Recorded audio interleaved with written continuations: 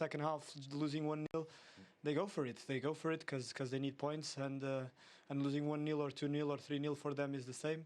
So we knew that they would press more, they would try and create more chances. So yeah, the second goal was good for us. And of course, Phil Foden's goal give you a good start. He drives at defenders, doesn't he? He commits them. That's his great skill. Yeah, he's so good. He's one of those players that can decide games for you, that can take on 1-2 players and score a goal like today. And happy for him because he went through a difficult period because of his injury. So he's back, and we're very happy to have him with us because, like today, he showed that he can solve the games. He can solve some of our problems.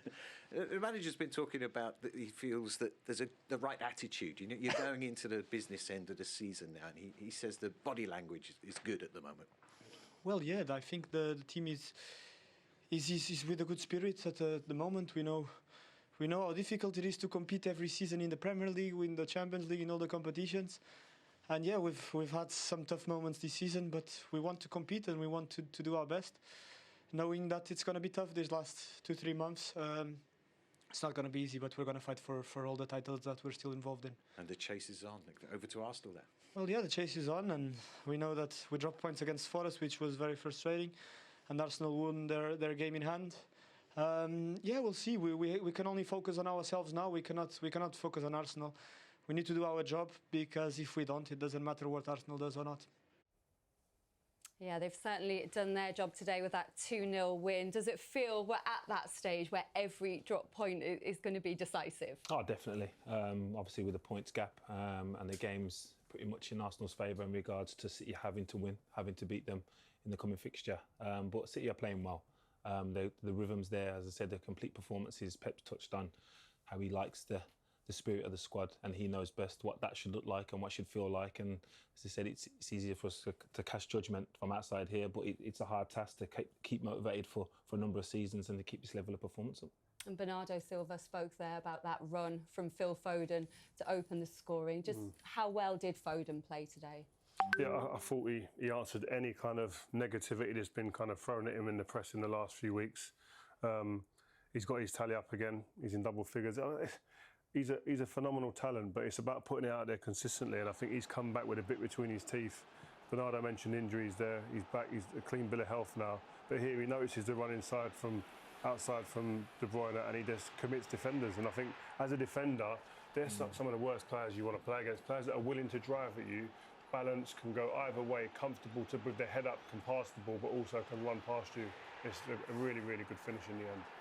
How disappointed, Rafa, will Newcastle be in the way they defended this? I don't think that we'll be very disappointed because, as Rio said now, you play against a very good, talented player that he can go any way, and then you have to adapt. We were talking about the position, the midfielder following, or the centre backs, but when you play against top-class players, I was thinking about, you have to be worried about the players in the pockets. We have to be worried about the wingers, that they can beat players. So how can you control with 4 defenders? Normally you used to play 5 if you cannot control with 4, and then you are too defensive. So then it's not easy to control the wingers, that they commit the full-backs. It's not easy to defend the pocket. So they cannot cover every single position. So I think that they will analyse that. We were talking about the midfielders following, but they will go late. So if the centre-backs, if they shuffle, then you have to forget about the winger in the other side. But Manchester City, they are capable to switch, and then you have a 1v1 situation in the other side without covering the full-back. So you can be disappointed because you concede goals, but not so disappointed because you concede against top-class players. I think what Rafa's hit there as well is look at the amount of problems that this City team posed you when you're facing this up, when you're trying to sort out your tactics to play and nullify this Manchester City team. They've got so many weapons. Out, another one yeah, there's so many weapons in this team. When I was playing, if you play with Liverpool against this team, and then you have energy, you can do something. When I was the manager of Newcastle United, so you have to close so many gaps. Then you have wingers here, you have the players in the pocket, you have the striker that now he can run in behind. So the centre-backs, they cannot go to press. Then Bruno Guimaraes was thinking, I go to press Rodri, or if when he was going to press Rodri, they leave the gaps for the penetrating passes. So then too many things. And the only way, always I talk about the short blanket, no? When you have a top side, it's fine. Your blanket is big. When it's a team that is not so big, The short blanket means that you cover your face and then you have your feet. Okay, it's cold. Then you cover your feet and you have your face cold. So this is what happens when you have to do these movements to cover here. Then you can be upset because you concede and you lost. But at the same time, you say, listen, this is another game, so we have to focus in the next one. So there's going to be no panic from Newcastle for losing here today. Yeah. It was always going to be tough to respond to that disappointing day on Sunday. No, but it's more concern about you have lost some games or you couldn't win so many games in a row now. But it doesn't matter. So they are doing well. They have the belief. The substitutions, they give you fresh legs, so you have options to bring players from the bench and still keep the intensity. So I think that they are doing well and they will continue doing well. I think the big thing for Eddie Howe, he's got to look at trying to put the ball in the back of the net. Again, we highlighted before the game about chances, and again today, they had big chances today. Callum Wilson had one just in front of the goalkeeper. All of these chances would have levelled the score. Yeah, exactly. All at good times, and they just aren't getting the connection right. Not maybe moving their feet, maybe rushing at times, and decision making. That was the one for me. That chance there was a fantastic chance not taken.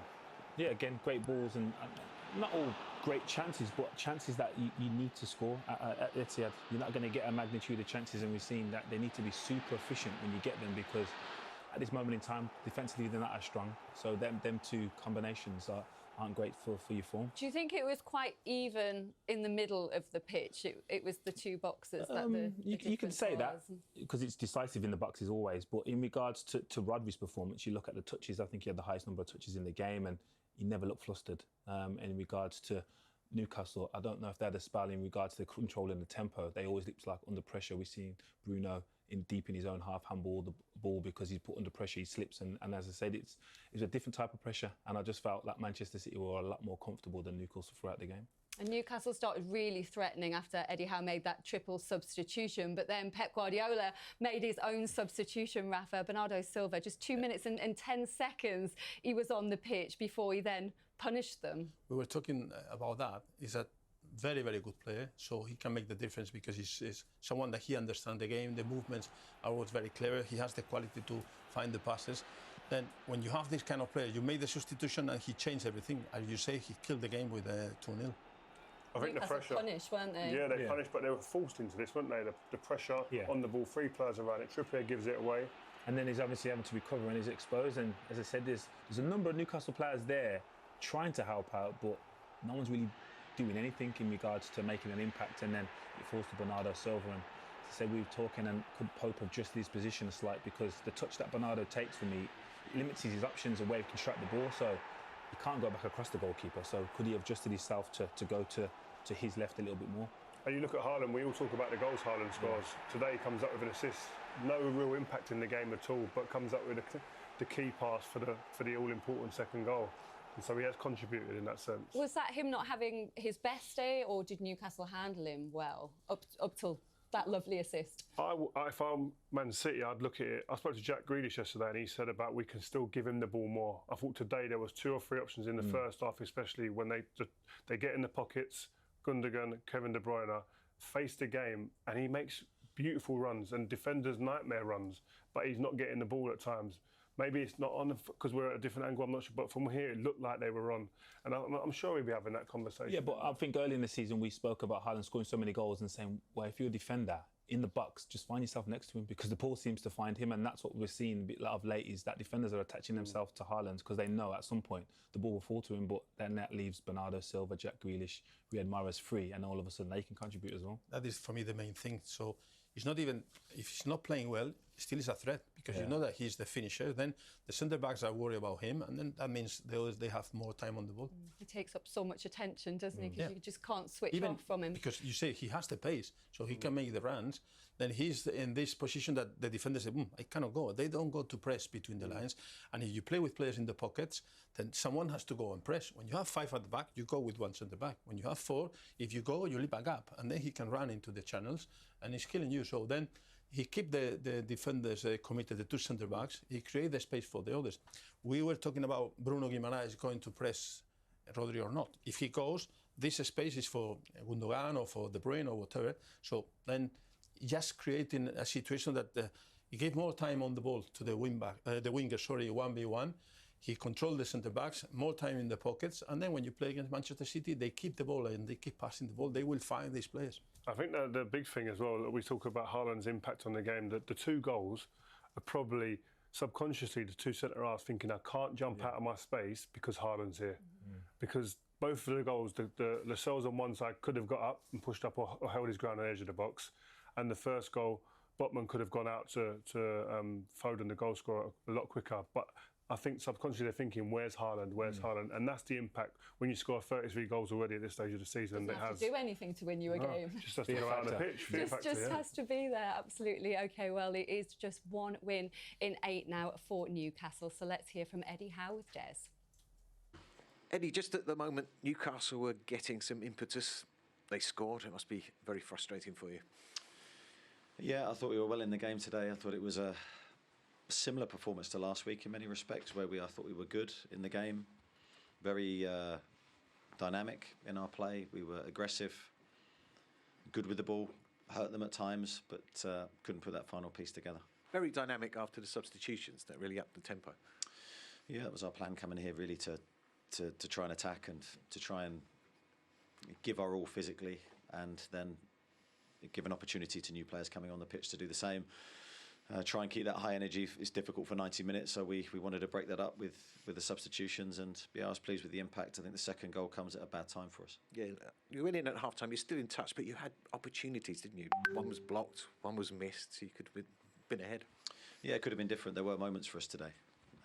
Probably the one that sticks in my head was Joelinton's chance. I think that was at 1-0. They're big moments, and I think when you play games like this, you need to be very clinical with the chances you get, because you're not going to get many. And unfortunately, that didn't happen. They had that killer instinct. Foden's obviously a handful for any defender today. Yeah, no, he's in good form, and I think we're disappointed with the first goal. Although you have to say he took it very well. There's certainly stuff for us to reflect on, but minimal chances for them today. I thought we kept them relatively quiet. That the world-class team, they're always going to have opportunities, but I thought we minimised their threat. You've set high standards for yourselves, so you can put some perspective on this today. Yeah, I think we have to. I think the general performance has been very good. I think when we came here last year, the result was difficult for us, and you saw a sort of a real gap between the teams. I don't think that's been there this season, although they've still got players that can really make the difference. So there's still growth for us to get closer to Manchester City. Yeah, still growth to be done, Rafa. How tough is this next part in Newcastle's evolution? Because as Eddie Howe's saying, they've obviously done really well this season, overachieved in many respects, but it's this next part that's going to be the hardest, do you think? Yeah, I have been in this situation when you go there, you are close to the top sides, and then everybody's expecting, okay, that's fine, so you carry on. But you don't carry on because they continue also investing, they continue improving. So when you are close, it's when you think, especially when you spend a lot of money, you spend millions, and you have to be in the top 4. Yeah, but the others, they are spending also a lot of money, and they are already there. So you have to reduce the gap, and then you have to spend more money than them and be successful. And don't forget that when you sign players, you sign persons. So you can sign someone, and I have the experience in Liverpool that we signed a striker that was very good. After 6 months, he was not happy, the wife was not happy, you have to sell the player. Then, if you spend a lot of money in a top-class player, and the player is not happy later on, then you have to change and bring another one. So to reduce the gap with the top sides, that is the most difficult thing. You have to be there. You have to be in Europe to be sure that you have some money, continue investing. And if you don't do that, the others, they continue. So they go fast. It's not that you go, I go very fast. Yeah, but they continue going fast. No, they are not as slow. So this last step, we always talk, I remember Tottenham, the next step. The next step is more difficult because they continue running. So it's not that they stop and you pass them. No. So that is the difficult thing. And then now they have to attract top-class players, put them in the team. And also, we talk about you are bringing 2 or 3 players from the bench. That is fine. But when you have 7 top-class players on the bench, you start having issues in the dressing room. So to manage all these things together, it will be the difficult thing. Absolutely. Well, we can hear now from Pep Guardiola about that 2-0 victory over Newcastle. He's joined Des. Pep, the manager is always a genius when he puts on a substitute and he turns the game so quickly, so congratulations. Bernardo, Yeah. did you send him on with specific instructions? Bernardo had the ability to help us to make long possessions, or the possessions longer, I would say, because he had the ability to keep the ball and make an extra passes. In that moment, the game was broken. It was better Newcastle and didn't win the game in transitions, and that's why Bernardo was just the idea. But like you said perfectly, like it works, or we won. It's perfect, why did what he did. So we know. It's important to react though, because they had thrown on their substitutes. They looked full of energy at that point. Yeah, the game started. First minutes they were better. We struggled to make a build up. We make some changes during the game, the first half, and after the brilliant action from Phil, we had the game in our hands. We didn't suffer, but the first minutes, the second half was good. But after we lost the game, and Bernardo helped us to come back. But always the threat of them is not a surprise. The reason why final the Carabao Cup, like in many minutes they were better than United and the position that they are all the season. So this team, this club in the next years will be a real threat to fight for the titles. And we're talking about Phil Foden again. That shows the form that he's in. He drives at defenders, puts them under his pressure. commitment without the ball, both him and Jack, and of course it was a deflection goal, but he was aggressive to go in there. Like in this season, we missed a little bit, and now with what we need to feel. So it doesn't matter what happened in this type of position. That's part of the goal. You have to be aggressive, like he was in the goal. You don't like picking out players necessarily, but the spine of the side, Ruben Dias and Rodri, they just keep you in a perfect position. And Manu as well, yeah. All three were brilliant, and Nathan again, and Kyle. So the reality that our back four was brilliant, because against topside, defend well the duels, defend bend, block the shots, and many things they were there. So yeah.